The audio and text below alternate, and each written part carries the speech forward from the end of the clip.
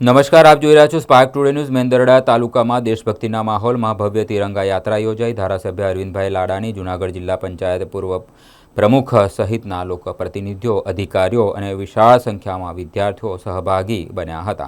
દેશભક્તિના સૂર અને રાષ્ટ્રધ્વજ સાથે યોજાયેલી આ યાત્રા મેંદરડા આંબેડકર ચોક ખાતેથી પ્રસ્થાન થઈ હતી અને શહેરના મુખ્ય માર્ગો પર નીકળી હતી।